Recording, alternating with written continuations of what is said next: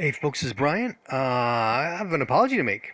We played Elderath on Saturday night, but I was sick all day Sunday. Um, I was up well enough to go to work on Monday, but man, I was just wiped out by the time the day was over. I don't know what was going on with me.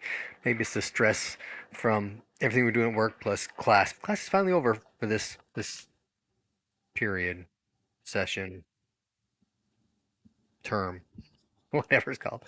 Um, and maybe just all the it just all came down on me. I don't know. But anyway, my computer crashes all the time.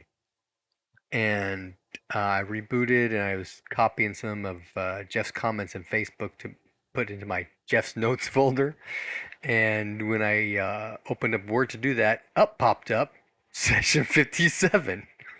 So let's go with it. I had that we were standing by to get ready for this expedition to the north for the church. But the GM actually kind of pulled us back from that a bit. So we're called to go meet with the priestess. There's a priest there, and Captain Krim is there as well.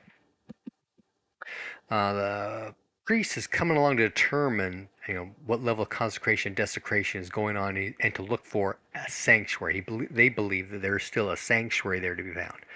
So we, the party, need to keep it safe for the priest. Sounds familiar, just like we did at the mines with the mage. Um, but in no uncertain terms, Captain Krim is in charge. There's some conversation going back and forth. Raymond starts to ask about the myth that deals with Lynn. One of Forg's generals was, prior to his joining Forg, was married to a priestess of Lorath. And as a sign of loyalty to Forg demanded that this general sacrifice his wife. But rather than killing her, the general instead cursed her in such a way as to sever her connection with the divine. Obviously, it's a myth because no such power exists that can, do that kind of thing to sever someone from their deity. Uh, she does bring up or raise the question of that encounter you had with her does raise more questions like who is she, and if she has been around for as long as she said and we think. Pure, purely from a historical point of view, anything that she can tell them is invaluable. Um, but if there is any truth to what's her situation and what she knows, then perhaps something can be done to help her. There's some discussions in the party about Forg, the Valley of the Ancients, of power and permissions, the Lords of Bloodstone controlling access to that area. By the way, that it's all in the live play. So we leave the church saying, okay, we'll leave on this expedition in a week. Gives us time to prepare, them time to prepare. 3 days go by when we get a letter, and it comes to Wes at the guild in Kars. It is from Herman. He would like to meet with me and my party on a matter of some import. Wes then endorses the letter and has a runner take it up to the villa. Hey, got this from apparently Herman, so maybe go see what's going on, kind of thing. Next day, go down to Herman. He tells us that he has word of a ship going down, going aground, right? It was attacked by raiders. It's crashed on a beach that's a couple of peninsulas over. Uh, it was a ship of foodstuffs. It was attacked by ships from Aklo.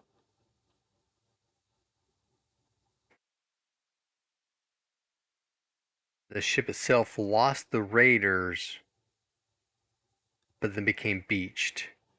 It's about 3 days to sail to where it is. A survivor came the long way around on foot to let people know what's going on. Okay, so Herman is representing an employer who's willing to offer 10% of the recovered goods for us to go and recover the goods. Raymond's a little suspicious and asks, what else is on the ship for us to be requested And Herman tells him he's been instructed that if necessary, he can offer 20% of the value of the foodstuffs that's recovered. Um, and further on, we can settle on a base amount plus these inducements. The base amount is to be no more than 250 silver. So here we are, going to rescue some sailors and recover foodstuffs that have been rotting for 3 days. And we're going to get 250 silver. And remember, 40 silver is a year's wages for a farmer, plus 20% of any recovered value. Right? So we tell Hammer, hey, let's break for lunch. We will go and discuss this amongst ourselves. So we go to the Church of Elderath to discuss this. We go inside and get to the garden where we have some privacy, right? Um, Captain Krim is there, and she becomes involved with this whole discussion. We don't want to risk the church's expedition, and we're not. But she tells us that a delay is not going to be an issue for them, the church. Runt is concerned about some kind of conspiracy theory about this is a way to get Wes out of town to kill him, assassinate him. Um, there are some discussions about, hey, the church has their own information systems. What can they find out? Is there any way that Captain Krim can? Well, we asked, what does Captain Krim think that Herman may be up to? She doesn't know. Runt is also concerned that folks using the guards may make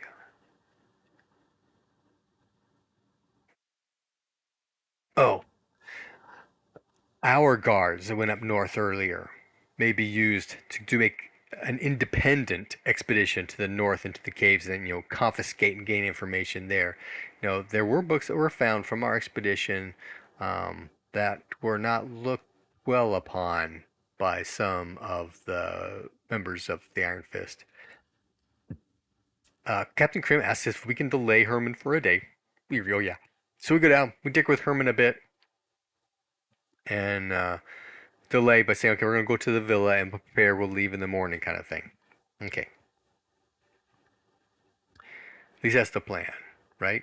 So at Herman's, Raymond goes over in detail, okay, this is how we're going to go. You have a ship prepared to take us to where this other ship was crashed. We are to rescue any survivors, salvage everything we can, and come back. We're going to get 20% of the value of anything salvaged, which I believe also applies to the Weir Guild for the survivors, plus 250 silver. He says, yes. Are you ready to go? The ship is ready. Yeah, there's something going on here. So, that's when we do this whole delay thing. Okay, fine. We're not ready to go right now. We're going to go up to the villa. We're going to pack and get ready. We'll leave in the morning. And he says something along the lines like, hey, if you guys can't go, I'll find somebody else. Okay, roger that. So Wes goes to the guild to talk to Thurman, his mentor, and tells him all this stuff. Hey, Herman's telling us about this thing, and run things as a conspiracy theory to get me out of town to assassinate me. We're all very suspicious about what's going on because it doesn't sound like the kind of thing that Herman would do, or that would be people coming to us, right? Thurman tells Wes that there is no word out in town about a shipwreck, and that he knows that the Iron Fist, is setting up an expedition to go north.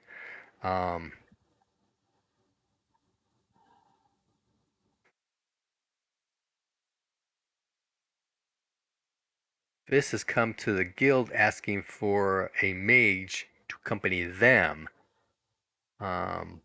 And so Wes and Thurman are talking about forth going, maybe this mage won't be available for another 4 days. No, they won't be able for a week. So we've delayed the Fist. Okay, so Wes then goes and gets with Raymond and Runt, I believe at the temple, and tells them, hey, the shipwreck thing is a scam. Oh no, they came with him. They were just down the central area protecting me. So we get together, we talk. Hey, this is a scam. We go up to the temple. While this is going on, Hjalmar heads to the temple of Sylvanus. He is seeking guidance and discusses his conflicting concerns with the priest he has a relationship with there, and somebody he's become acquainted with. Hey, we want to do this for the temple, but there's this thing with Herman. There may be lives involved, and the priest telling lives are obviously much more important than any other kind of expedition. And it comes out through some of this discussion, also in light play, that the guards, the temples of Venus, are also members of the Iron Fist. Now, obviously, they've got, I wouldn't say competing loyalties, but loyalty to the church should be first over loyalty to an organization that they belong to, right? Uh, so at the Temple of Glorantha, we leave a message. We have learned that the threat. We have learned that the shipwreck is a scam. We have made arrangements to delay them. Captain Crim's not here now, that's why we're leaving a note. But we need to leave as soon as possible. We await your arrival at the villa, prepared to depart. Hugs and kisses, hugs and kisses. Wes. Okay, so we get a coach from the guild. We pick up Hjalmar on the way. We discuss together what we found. Um, some brief discussions amongst us about conflicts between the Fist and the Church. Now, Hjalmar is new to all this, and he's a little. What do you mean that the Fist are bad guys? They're the guards of Temple's Venus. They've got to be good guys, right? Um, there's also a discussion about Wes's new spell list, Wizard's Staff, which allows him to enchant a staff. Form. The words are, allows the wizard to form a staff out of an appropriate material. What does that really mean? Jim and I have had some discussions on this, and we both kind of agree that it's vague enough that you can cast the staff spells. There's minor staff at level 1 and lesser staff at level 4 on the rapier. So Wes has done that. He did end up fumbling one of his rolls, so he's lost 3 points of power. But his rapier is now plus 10% to hit, plus 2 damage, a plus 2 spell adder, which means that he can cast any spell he knows without needing to use magic points. If he's going to overcharge it, he's got to power it up. But just at straight cost, no cost. Um, but he's also got the option of casting one of 3 spells on the rapier, the staff. Weird Light, which allows the tip to glow up to a radius of 50 feet. Rune, which allows him to store a spell, which means he's actually casting a spell and storing it in the staff.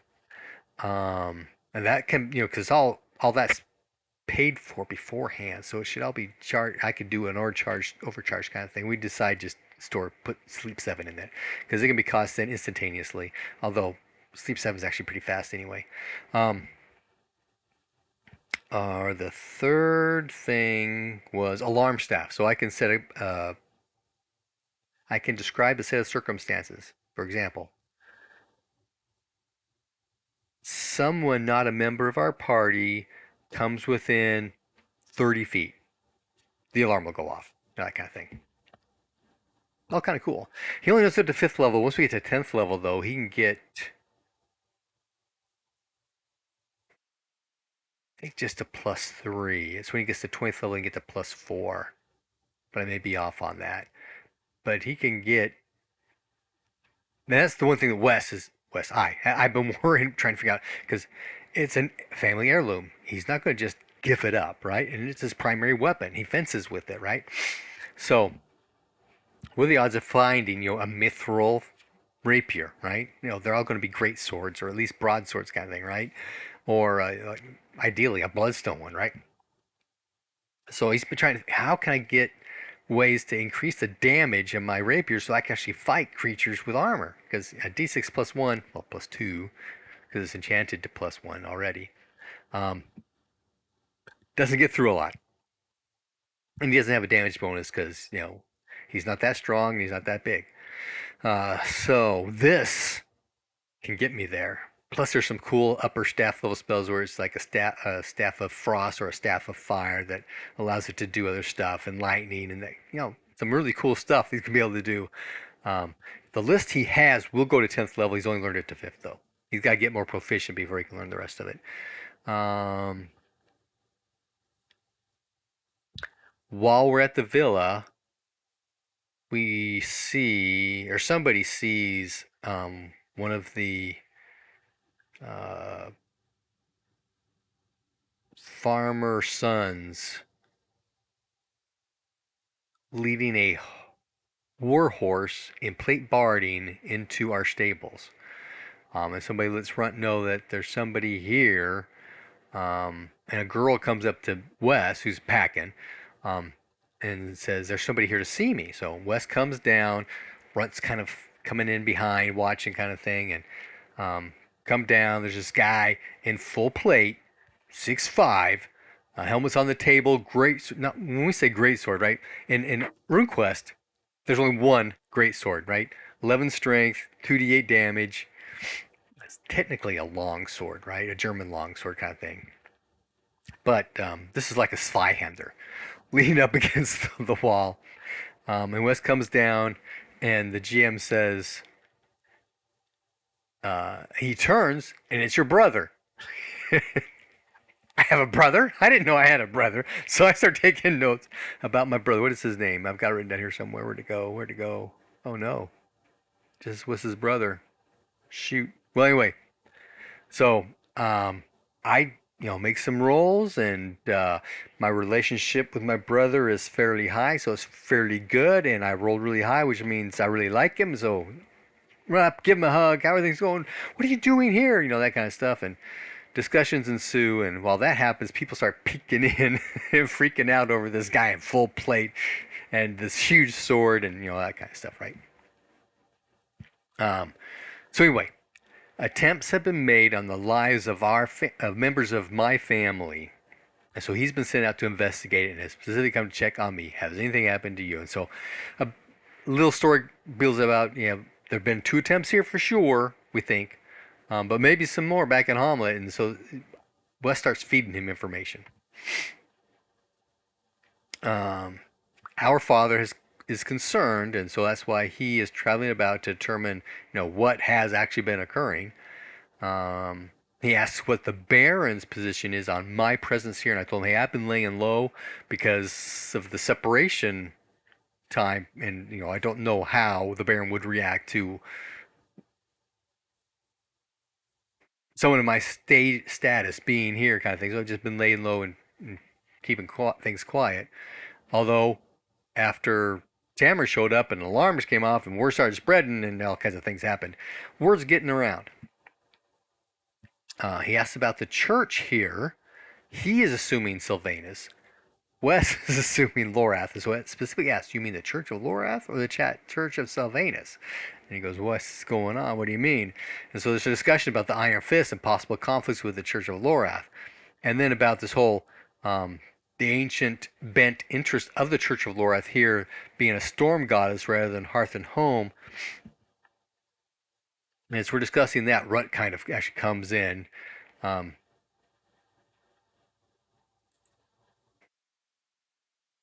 Mentions a couple things and then departs, but hiding around the corner to listen. At that point, he runs into Helmir, who's been doing something next to the kitchen. They're hiding in the kitchen at this point. And Runt says, I think Runt overheard and said, "Hey, Wes's brother's here. He's in the Great Hall." And so Hjalmir goes into the Great Hall, and he fanboys all over this knight in full plate and that huge sword. It's a 3d6 plus 1 type great sword, as Wes tried to describe it. So when there's people all around, Wes and his brother go outside to walk out in the quiet and have these further discussions for some privacy. As they're walking out, though, Raymond sees Wes walking by with this guy, so he runs to the other find. Hey, is Wes in trouble? Is he okay? What's going on? And so they all talk. So Wes starts to prattle on and on about Captain Krim. Artis, that's his name. My brother's name's Artis. Asking, how serious is this? He's less concerned about my choices than he is about how father would react to the situation. And he says, before you get too deep into this, you better connect with mom. Without her support,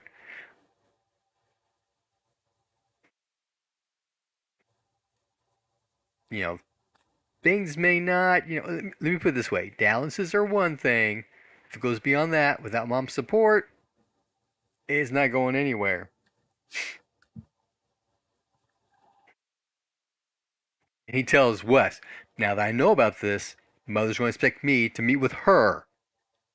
And so he asks about, he also then continues to ask, okay, so what have you been up to out here? What are you guys doing? Why are you here in cars? That kind of stuff, right?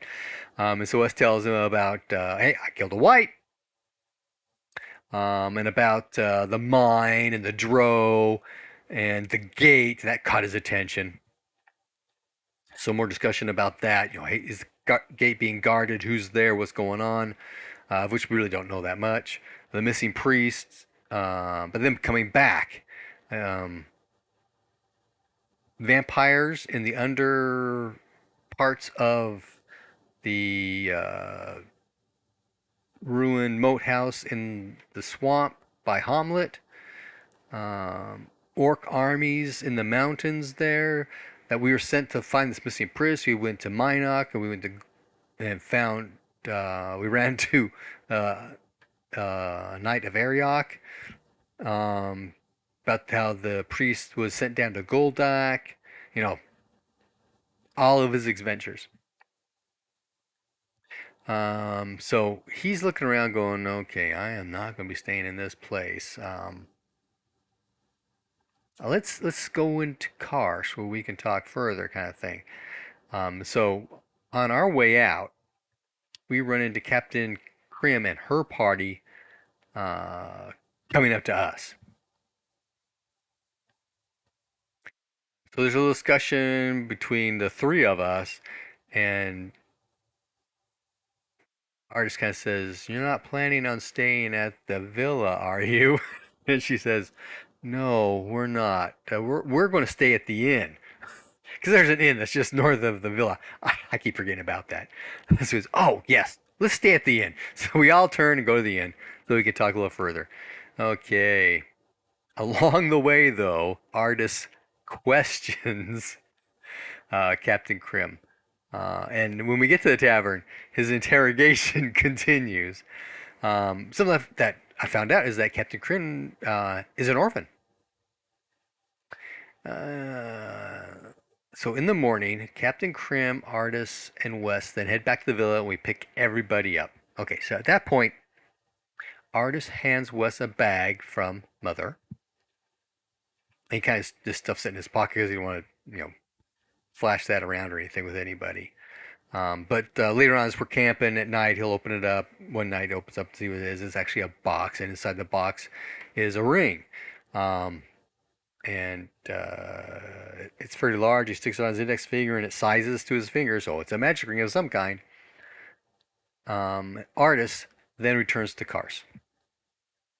We all head out, and we ask, why the rush? And Captain Kryn tells us that Heta had snooped around and found that there were preparations and recruitment going on for an expedition to the north, with some 20 people and magical support. Iron Fist guys. Not magical support, but the 20 people. Krim tells us that her orders have changed. We are to establish a camp in the valley to protect it. She has a letter of marque that will hold her and those in her command absolved of any wrongdoing in securing the ancient Lorathian temple areas. I guess we've picked sides. On the road, Captain Krim does ask about, where Artis is from, and Wes then tells everybody, his family is in fact from Zig, not from Telgar. He was sent to Telgar as a boarding school kind of thing. And there's some discussion about what's Sig. Sig is the imperial capital. Um, Next day, no encounters. Next day starts the 5th month. No encounters. The priest is traveling with us. His name is Graham. And at one point during the day, he says, "Would you look at that?" And he's pointing at a drake that's eating on a moose. Um, we kind of think maybe, but no, we better not. We got to get to the valley. Yeah, that's cool. Come on, let's go. Next day, no encounters, but late in the evening, we see goblins in the northern valley. Next day, we're into the valley, and that evening to the northwest, we hear hollering. So creatures in the valley know that we are in the valley. Day 5, we enter into cave entrance J, because J and K connect, and they also have portions that show the ancient temple areas. And we clear it all the way to the secret door that goes to a room that was full of storage. That's also we found the 4 swords that were all marked, evil forged weapons kind of thing, elf elf slaying swords. Um, and at the secret door, we hear wood breaking. At that point, we're hitting midnight, so we just called it there. Whew, 26 minutes. Sorry took so long, guys. Lots of talking, lots of information flowing, lots of interesting things found out. And I imagine there's going to be plenty behind the scenes stuff happening that may involve Wes later on. Happy gaming.